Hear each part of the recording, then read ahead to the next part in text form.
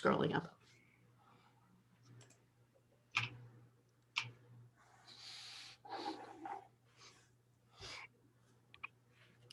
Welcome to those of you who are just joining us. We're going to give it a couple of minutes for people to get logged on, so just hang tight.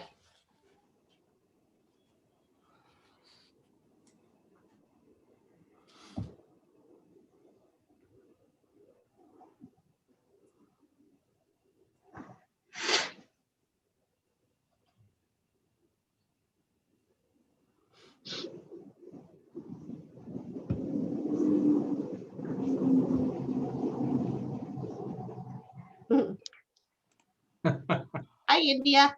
Hi, India. Hi, India. Hi, India. So for those of you who are just joining us, we're just going to give it a minute or two to allow people to get logged on, and then we'll get started. So just hang tight for a couple minutes.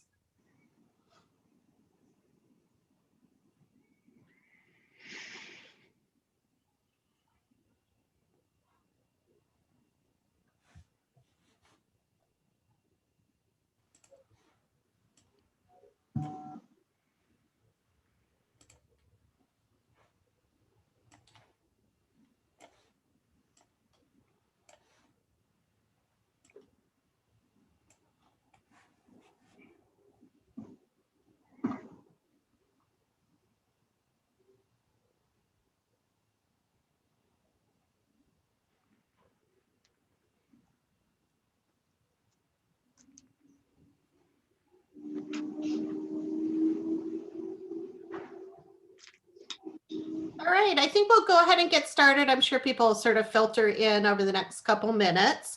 Hi, for those of you who I haven't met before, my name is Hillary Godwin. I'm the Dean of the UW School of Public Health.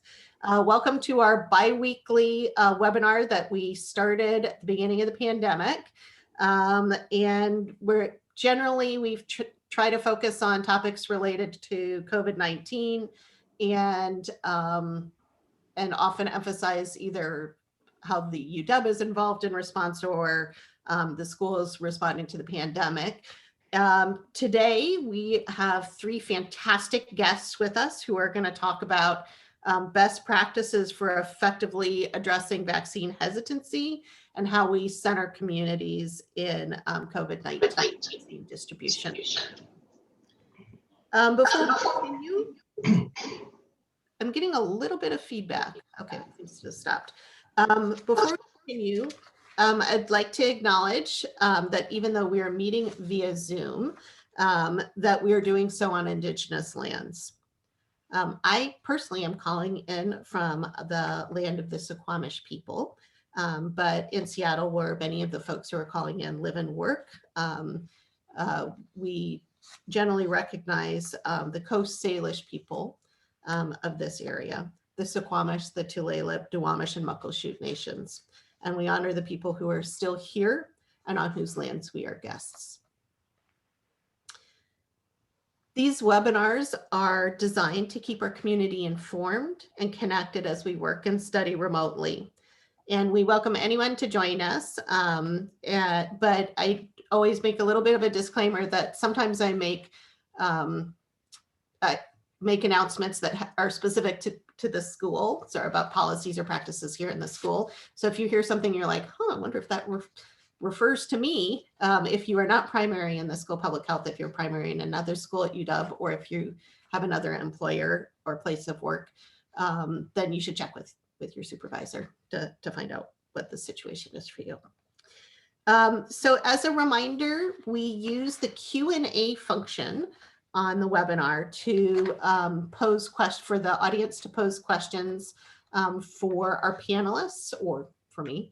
And so we limit using the chat function for the way that people are using it right now is totally cool. That's fine. For saying hi, or more often we use it for sharing resources. So if we have resources that one of the panelists mentions, then we'll put the resource in the link in there, and people in the audience are welcome to share resources there as well. But when we get to the substantive part of the conversation, please use the Q&A function for asking questions. Okay, so let me introduce our fantastic panelists. We are so grateful to have with us today Michelle Andrasic, who's the Director for Social and Behavioral Sciences and Community Engagement at the HIV Vaccine Trials Network and COVID-19 Prevention Network. She's also Senior Staff Scientist in the Vaccine and Infectious Disease Division at the Fred Hutch and an Affiliate Assistant Professor in Global Health here at the University of Washington. We also have back with us Adrian Dominguez. Adrian joined us in the fall when we were talking a little bit more hypothetically about how would we make sure that we were centering equity once we got to the point of vaccine distribution. And now that we are at the point of distributing vaccine, we're really excited to have him back to talk about some of the concrete issues that he's dealing with. I also wanted to acknowledge that he just recently got promoted. So he is now Chief Information Officer at the Seattle Indian Health Board. So congrats, Adrian. That's super exciting and very well deserved. And we're super excited to have you back. And last but not least, we're very excited to have our partner Paj Nandi here. Paj is Director of Community Relations and Equity at the Washington State Department of Health. And so this is exactly the kind of thing that he works on, but also want to acknowledge that he's been really our primary partner for our academic health department relationship with DOH, and pre-pandemic has been just and continues to be a fantastic partner. So we're really glad to have you here. In terms of general COVID-19 update, as always, we want to start by recognizing the many people who have lost loved ones to the pandemic or who are currently battling COVID-19. It's just over a year since the first case was reported in the United States. And we've recorded more than 25 million cases and nearly 427,000 deaths in the United States alone. And at this point, we're still seeing tens of thousands of new cases reported daily nationwide. In Washington State, the Department of Health is reporting more than 290,000 confirmed cases of COVID-19, over 17,000 hospitalizations to date, and more than 4,000 deaths. That being said, I think we all feel very fortunate that Washington State has fared better than many other states in the country. And we are grateful both to our fantastic leadership team at both the State Department of Health and our local health jurisdictions and our elected officials who listen to them. And also all of you who have worked hard to get communications out to help staff responses, contact tracing, and done your own part just by wearing a mask and doing all the right things. So keep up the good work. Last week, we moved to the first tier of phase 1B of our state's COVID-19 vaccination plan. This tier has been expanded to include anyone over the age of 65, so that it aligns with federal guidance, and also includes people who are over the age of 50 who live in multi-generational households. In addition, we heard an announcement last week from Governor Inslee and our fantastic new Secretary of Health, Umair Shah, that the state is gearing up to try and reach a goal of administering 45,000 vaccine doses per day. To support the expanded vaccination effort, Washington State Department of Health announced Monday that they're working to staff and organize 4 mass vaccination sites, which they're hoping to open later this week. And again, they're open only by appointment and only for those who are eligible under either phase 1A or phase 1B, part 1. The DOH also launched the new Roadmap to Recovery dashboard. If you haven't checked that out, please do. And I'm sure Ashley or Elazar will put the link into the chat box so that you guys have that. It provides detailed metrics used for marking our regional progress in the phasing. As a reminder, all 8 regions in the state of Washington currently are still in phase 1 of the new recovery plan. So right now, we're still at a point where as a region and as a country, we are very limited by the amount of vaccine that we have.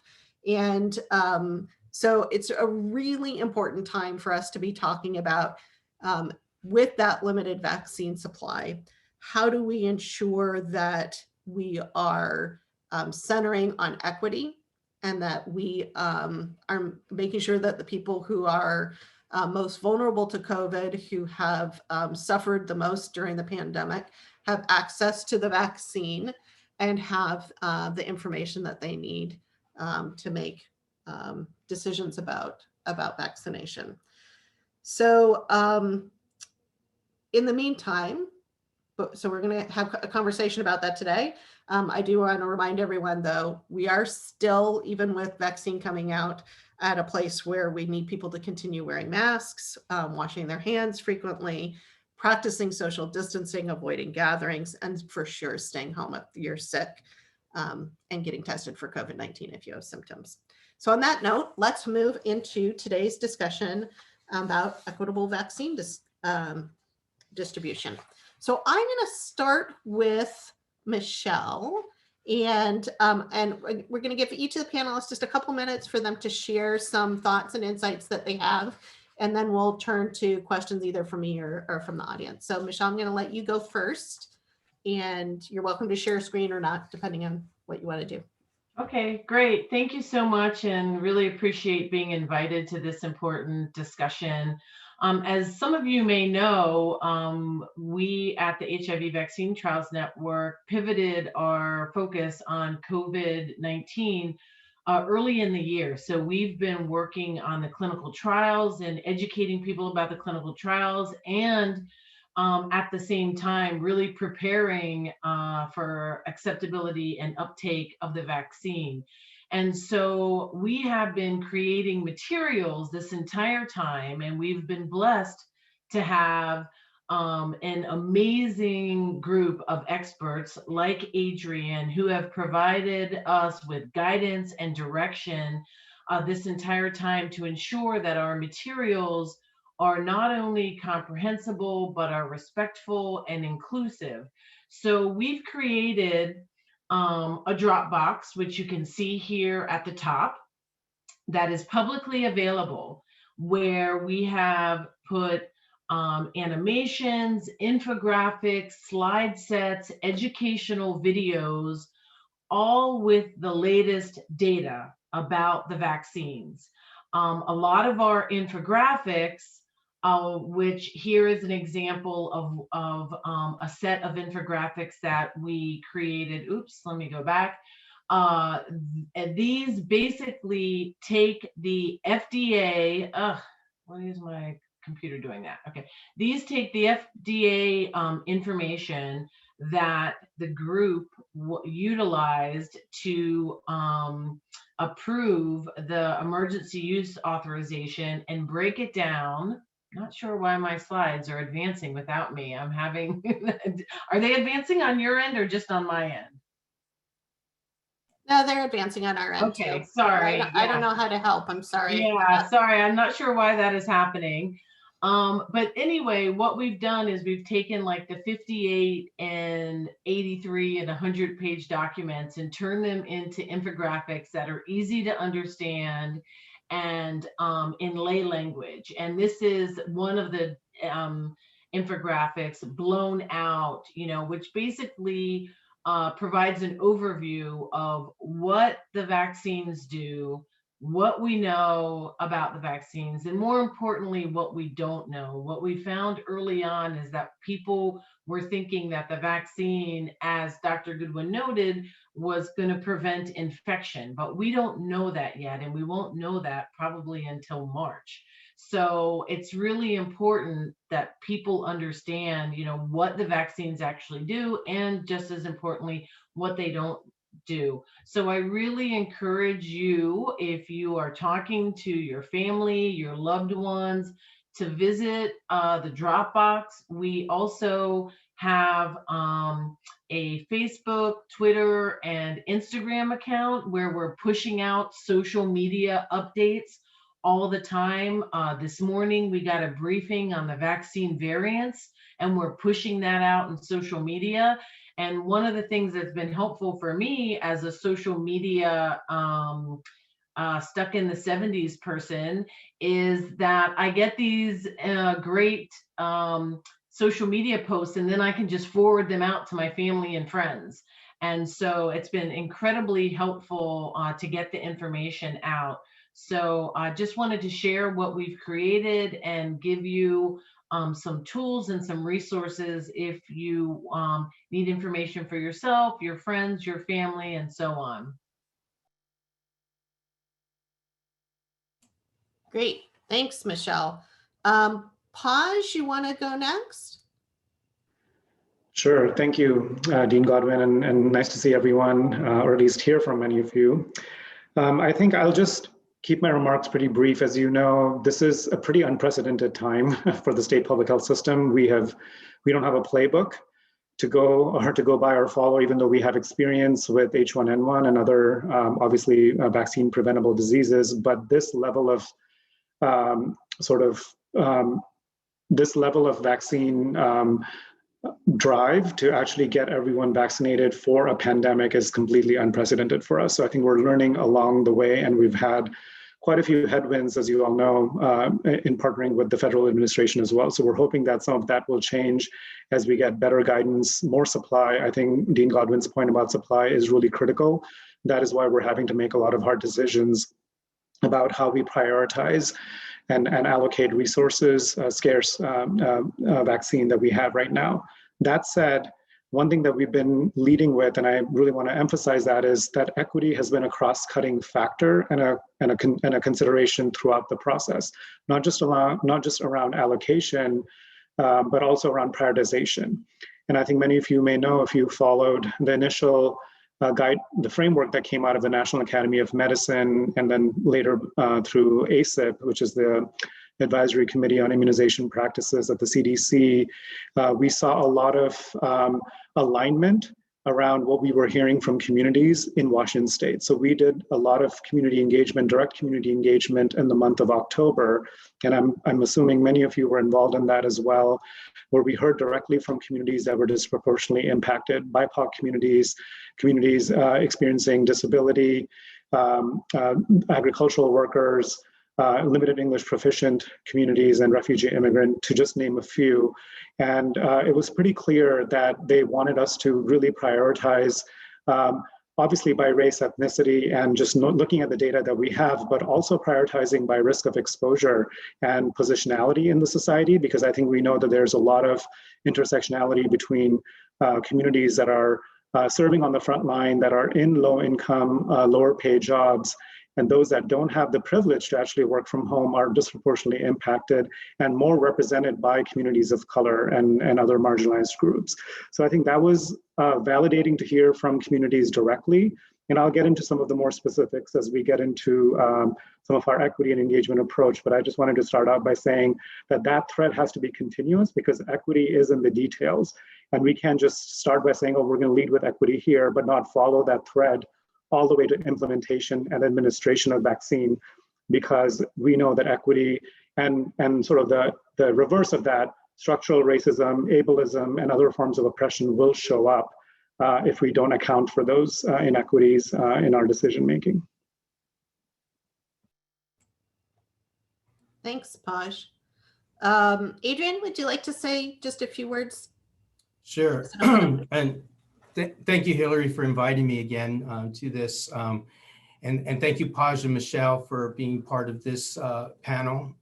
And Michelle's been really great to work with these last several months in working with identifying things that are needed for people of color when it comes to COVID-19.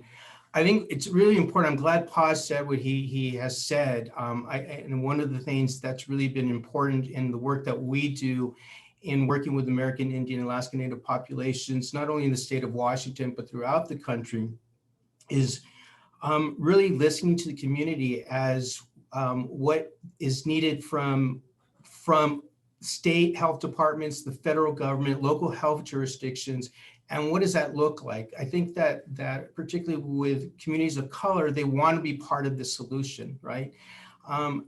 But I think it's important that we really listen to what they have to say. I think some of the interventions that we're talking about and how to get people vaccinated, really, we can really learn a lot from those communities and what it entails. I think it's also important to understand that a lot of times, whether it's state or whether federal agencies, even local agencies, are talking about leading with equity, and that's being part of this whole distribution. I think it's also important, though, that we hold them accountable, that equity is part of this equation, and make sure that those populations that we're talking about are also involved in how things are being distributed. They're also need to be the ones that are being vaccinated. And I think there's been a lot of news lately, particularly in some states, where we're seeing a huge disparity in the people that are being vaccinated. It's predominantly white, non-Hispanics, higher income individuals. And so I think it's really important that we look at that data and make sure that when we're saying we're leading with equity, that there's some type of metric to assess that we are actually doing that. And so I think it's just really important. Thank you for having me, and I look forward to having this conversation. So teeing that up, Adrian, if you're willing, I would love for you to talk about the study that you were recently involved in, where I believe it was the Urban Indian Health Institute conducted on attitudes, knowledges, and beliefs of urban American Indians and Alaska Natives regarding COVID-19 vaccine, and sort of what you're learning from that. I heard you talk about it informally once before. I was really struck by it. Was just such a great evidence-based way to inform our approaches going forward. Yeah, absolutely. So our institute actually conducted a survey with American Indian Alaska Natives throughout the U.S., both urban, rural, tribal, and had them fill out a survey. There was maybe like 1,400, just over 1,400 participants. And what we did was we assessed knowledge, attitudes, and beliefs with regards to COVID-19 vaccination.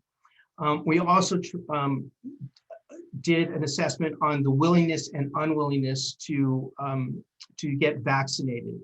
And what we found was that about 3/4 of those individuals, American and Alaska Natives, were willing to get vaccinated, and about 1/4 was not willing to get vaccinated.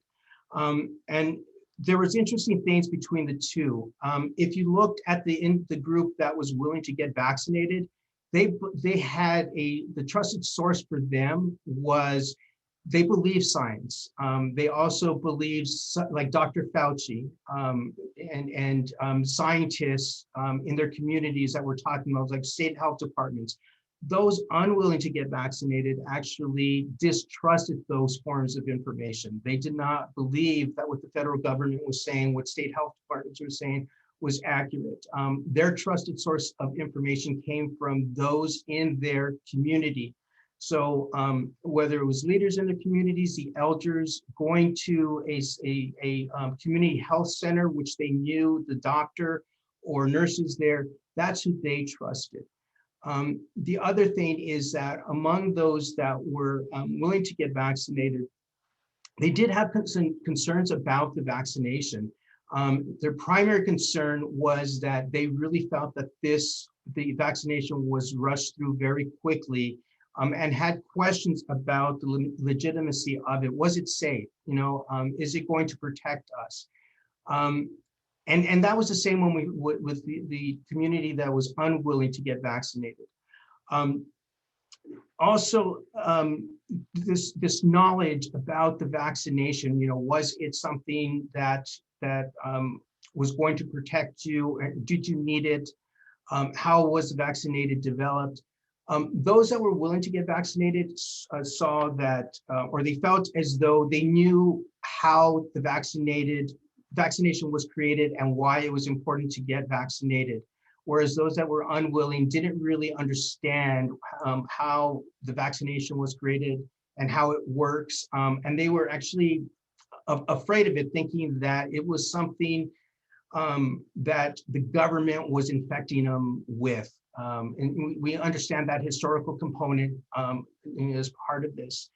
And I think at the end of the day, when we looked at all this data and we compiled it and assessed it, one of the things that we found that was really interesting was that even though they were unwilling to get vaccinated, that the population, that's proportion, they at some point would be willing to get vaccinated. They just needed to know that it was safe to get vaccinated. And so they were waiting for other individuals, whether it be in their community, just what they're hearing in the news, that it was safe and effective.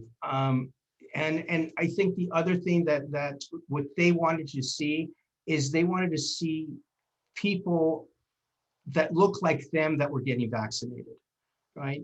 And hear from those individuals, not necessarily individuals that don't look like them, telling them to get vaccinated. So those were some of the things that came out of it, and certainly I can talk a little bit more later about what should be used to do some type of campaign to get people of color vaccinated.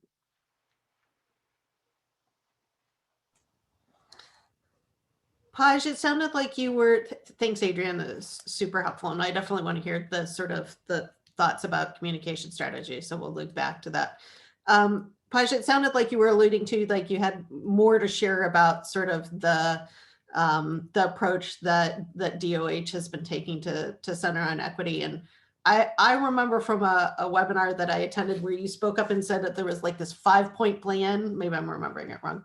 But anyway, I thought that it was a really good explanation, and one that I was hoping that you might share with other folks on the call.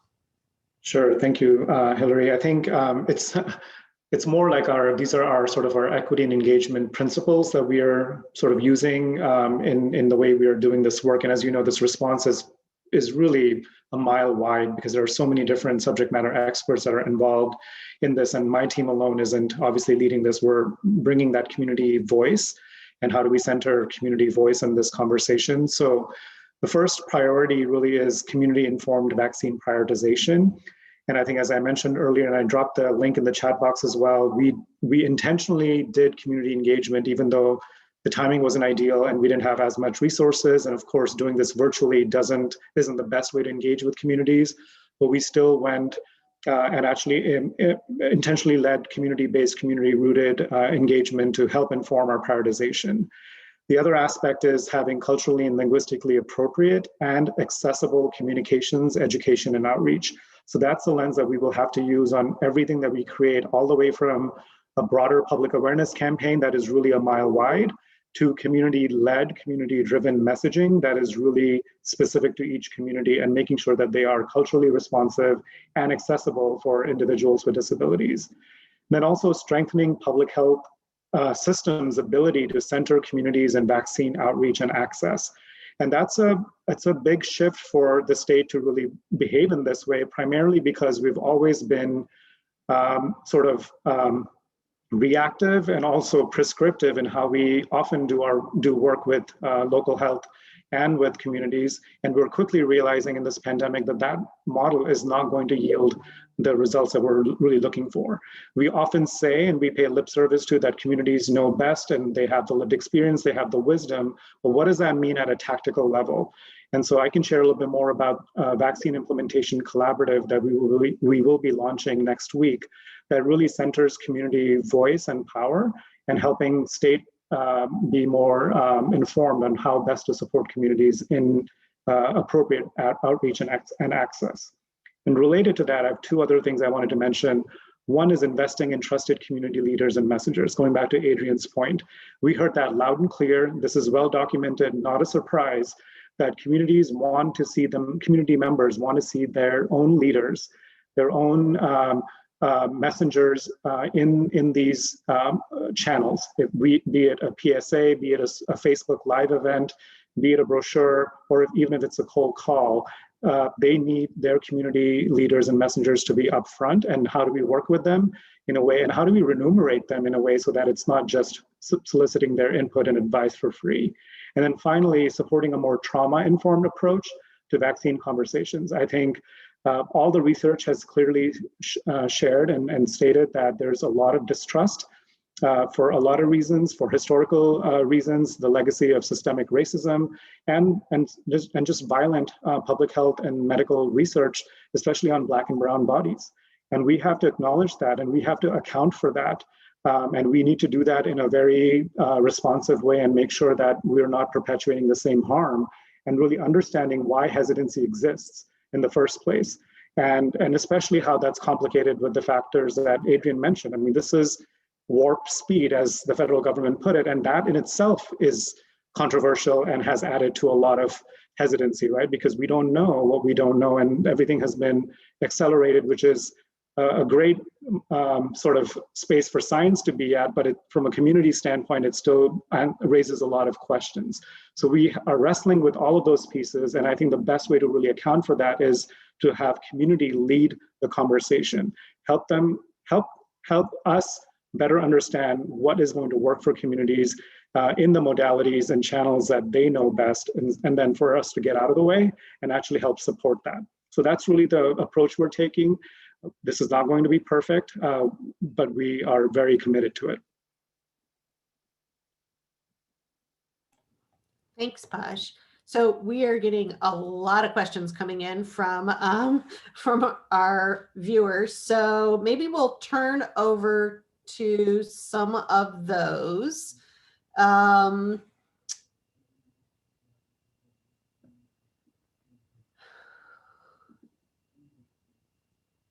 Wow, there's a lot of good questions here. Okay, before we do that, I'm gonna direct one to Michelle, and then while Michelle is talking, I'm going to look through these questions, and you guys should feel free to also look and see if there's anything that you particularly want to address. So Michelle, I thought maybe you could talk a little bit about sort of, you've done an amazing job on a national level, really working to make sure that we have these tools and communication materials and strategies, but maybe talk a little bit about locally, what we can do locally to make sure that we are getting vaccine to people who need it most, and what you've been doing there. Yeah, well, I think there are a lot of things in play. We have been contacted by several individuals asking for materials. So just yesterday, we had a 2-hour train the trainer and Adrian was involved in that. Our paths cross quite a bit these days. And we basically provided an outline of what we know currently about the vaccines, addressing some of the misinformation that is circulating, and providing time to engage in discussion. And those train the trainers have reached out to health navigators, community-based organizations, community clinics. And like I said, we had one yesterday. We are holding another one on February 4th from 9 to 11, and anyone is welcome to those. And basically, we just provide the latest science, and we plan to do that again as soon as we have more definitive information about the vaccine variants. There are about 10 labs working on those, and some data has come out, but basically we still don't know enough really to make to populate an entire webinar. So we are putting what we do know out on social media, and working on some infographics to educate individuals. We're also working very closely with the Seattle King County Public Health Department, Mayor Durkin's task force, and Fred Hutchins Seattle Cancer Care Alliance to work to identify gaps in BIPOC communities where we might be able to, fill in some of the services. And one of the areas that is in real need is South Seattle. So we've been working with a group of Black clergy and have identified a church, New Beginnings Christian Fellowship, which is down in Kent. And we're working to move forward to make that a vaccination site. A few days a week. I know that the Ethiopian community has been working with a Swedish hospital, and they had an incredibly successful vaccination site yesterday at the Ethiopian Community Center. They had planned to vaccinate 100 individuals from the community and vaccinated 106 individuals. So I think, a lot of effort is going in to try to identify innovative ways to take vaccination to communities. And it's really great to see so many individuals from different organizations and agencies working together to really try to collaborate efforts and ensure that we're not only identifying the gaps, but really being proactive about filling those gaps for BIPOC communities. And I should also say that we are planning some Spanish-speaking sessions to train individuals, and all of the materials that we have are in Spanish and in English. And we've been working closely with Seattle King County to translate those materials into some of the local Asian languages and some of the local African languages as well. So following up on that theme, to sort of condense a couple of different questions. I'm seeing a couple of different questions from the audience members that seem to revolve around what are the specific approaches that are being taken to engage leaders of communities and so certainly putting information out there is one thing, but what are sort of the specific approaches there? And Hillary, I can start with this one and others can join in. And I also saw a few questions about how do we compensate community leaders in sort of concrete ways. And I think those are excellent, exactly the questions that we've been wrestling with in our own bureaucracy at the Department of Health. But I think, first of all, in terms of how do we actually bring in community leaders, part of it is building relationships and trust. And, in many ways, we were starting at a deficit because the Department of Health and like many other state and state agencies, we haven't built the kind of relationships or nurtured those relationships in a consistent way just because of capacity. And I think the lack of capacity in the public health system is really glaring in this time. So in some ways, we're building those relationships during this pandemic, which isn't ideal. But while we're doing that, I think community leaders have also stepped up and told us, like, utilize our resources, utilize our relationships, our time, because they want to help their communities. So it's really using that goodwill and that generosity that they've bestowed on us and using that to come up with plans that are culturally responsive. So what I mean by that is, when we look at disproportionate impact to agricultural workers or to Native Hawaiian, other Pacific Islander community, really creating outreach and engagement plans that are specific for those communities and having trusted community leaders, and we know who they are, to actually vet those plans. So it's not just something that was created in a vacuum and then DOH says, let's go ahead and release those, but really make it collaborative and make it actually useful and applicable to those communities. So I think we're having a lot of those bidirectional conversations right now. The collaborative link that I dropped in the chat box is also a space. We've already had over 450 folks sign up for it, which is really, really incredible. And I think that's where we are going to center community voice, and we need to hear from communities, again, about our outreach plans, because there are going to be some standard messages that need to be shared with everyone. But how we do it, who does it, Where does it happen? What's the appropriate modality? Those are the things that we need communities to help us with.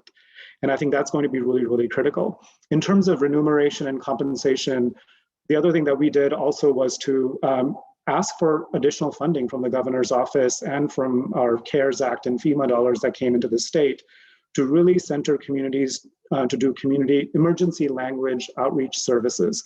So we actually contracted with 41 community-rooted organizations, and these are on the ground community, not even like higher level CBOs that are high functioning, have a lot of capacity and staff. These are community-based organizations, and we gave them a pretty fluid statement of work that allows them to bill for community leaders that are now providing, let's say, a Facebook Live interview. So how do we make sure that that individual gets remunerated appropriately as they should, but they can bill against that contract? I'm giving a very tactical example, but that is really how that work happens, because we don't have the ability to do contracts with every single speaker or individual, but what are other mechanisms that we can leverage, especially CBOs that have those natural trusted relationships and building on that. So I think that's where I'll pause and see if Adrian or Michelle have other things to add. Yeah, I'll just add to it. I mean, I think what Paz just said is really important and is spot on.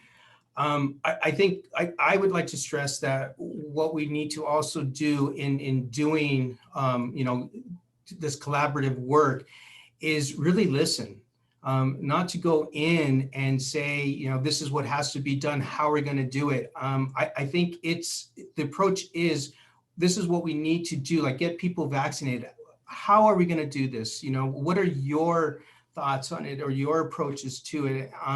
Instead of, like I said, going in and not listening and explaining things. And it's really interesting that when you start talking to people, that's one of the biggest things, at least for us with Indigenous populations, is that they don't listen to us. They come in and it's all this science stuff or all this stuff we don't really understand. And they don't feel like they're being listened to. I think it's also important that we be transparent about this, and what opportunities to get vaccinated, what are the potential side effects, and the impact that it is having on BIPOC communities. So to me, that's really important. The last thing I would say on this, and that is with regards to these approaches or how to get communities involved in this, is to really, I think to acknowledge that there is this historical trauma component to it, right? I don't think a lot of us understand to what degree that has an impact on people, particularly people of color, and simply acknowledging that it is real and it's part of the equation. And this is why we have to listen to that, because it is for BIPOC communities, it's something that we have to live with every day. And unless we understand that, I think it's going to be really difficult to start to engage different populations. I think the last thing I'm going to say is that we also have to acknowledge that in the past, some of these relationships were not good. And if that's where we're starting, we're going to have a hard time trying to collaborate with those populations. And so I think it's just important to acknowledge the fact that in the past, there has been bad relationships between communities of colors and, say, federal agencies, state agencies, local health jurisdictions. Yeah, and I would just add to that. I think, what Adrian and what Paj are saying, it really gets to the crux of the situation, that our communities do have historical trauma, and often the organizations and the services that they reach out to are not trauma informed. So they re-traumatize individuals and create barriers that prevent individuals from really having the relationship that they need to have with medical providers, that they need to have with the larger medical community, to really ensure that all of us have good health. And, you know, as we work with community, I think it's really important to go in recognizing that communities have incredible capacity.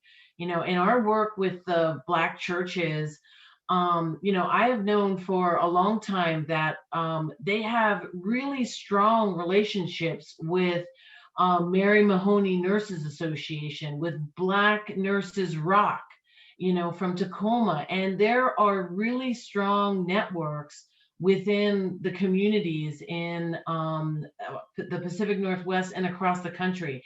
And I think if we go in thinking that, you know, we're the only ones bringing something to the table and not bothering to find out sort of how we can engage in a reciprocal relationship where we are building each other's capacity to optimize public health, we do everyone a disservice. And, you know, it really has been incredibly hopeful for me in the 30 years that I've been doing HIV prevention work. I have to say that over the past year, if there is a silver lining to a pandemic, it has been sort of breaking down of the silos that we have created and sort of this collaboration across institutions, across organizations, within communities, that has really been something that has made me incredibly hopeful, and, you know, really empowered to try to work to make that more of our reality.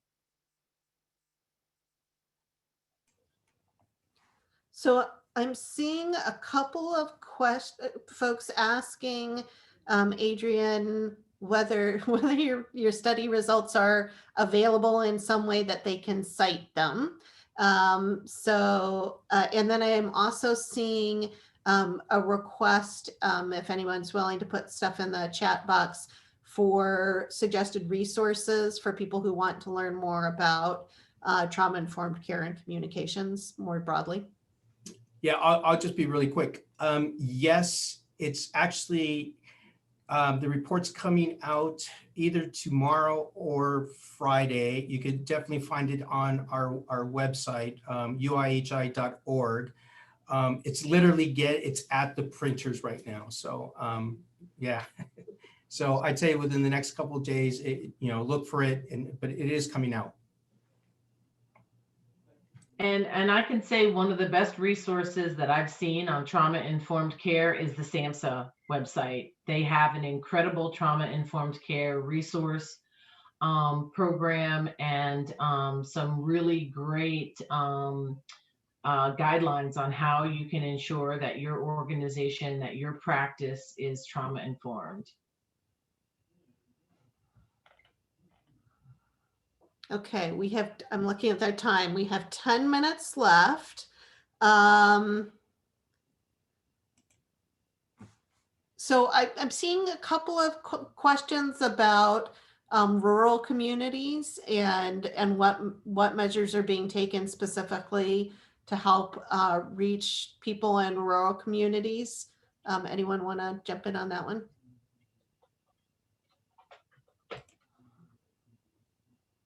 Yeah, I think from the state perspective, when we think about communities that are either isolated or disproportionately impacted, for sure, I think rural communities, and there's a lot of intersectionality there as well. I think we often assume it's just the urban corridors that have the most diversity, but that's not all, as we know, that's not true.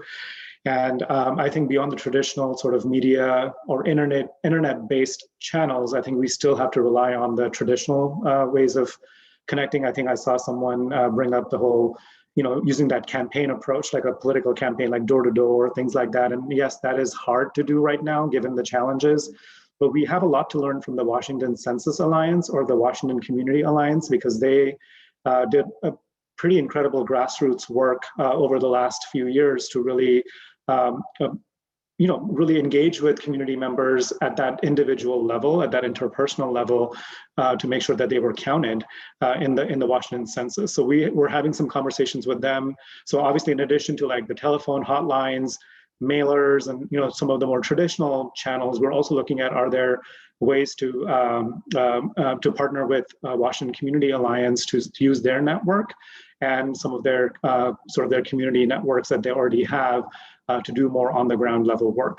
And I'm hopeful that we will have representation from our rural community members directly in the collaborative as well, so we can also hear from them in terms of what's going to work, what will work for them in communities that are more isolated, that are in the frontier communities. I've seen with some states, what they're doing is some of the vaccines that are allocated to the state, they're taking a certain percentage or number for that's going to be specific for rural communities. And then going out and engaging with the leaders in those rural communities, doing like pop-up events to get them vaccinated. So that's one approach I've seen in getting people vaccinated in rural areas, is that states have been allocating a certain amount of their vaccination to those areas.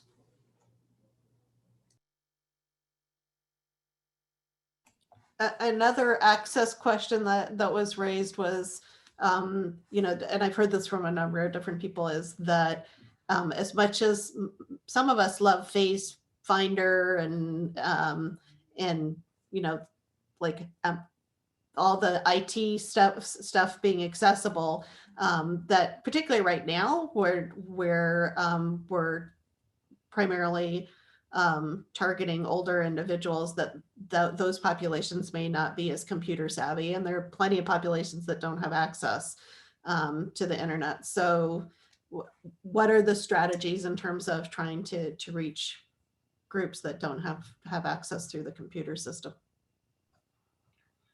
Well, I can tell you that right before I got on this call, I was on a call with some folks from DOH who are working in collaboration with the Hutch to do a Washington-based information campaign that would be on television and on radio, that will be targeting individuals who typically don't use the internet, to provide information and resources on where to sign up for vaccinations, where to go.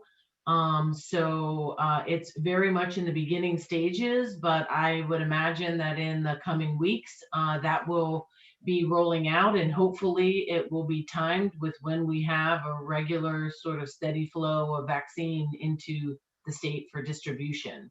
So that's one thing that is happening, because I know, you know, that my elderly neighbors and family members rely on television and radio quite a bit. So we're really going to be saturating those channels with information.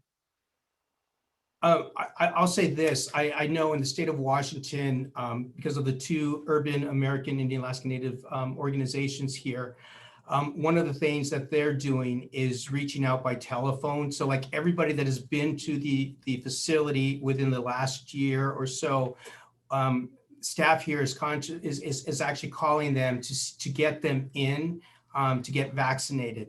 I will say this as well, that the two urban programs in the state of Washington are being treated as sovereign nations. So their priorities list is a little bit different. And so one of the things that we also have found is that those individuals that are here for an appointment, we also ask them, do you want to get vaccinated? Because they're more likely to get vaccinated because they're already there for an appointment.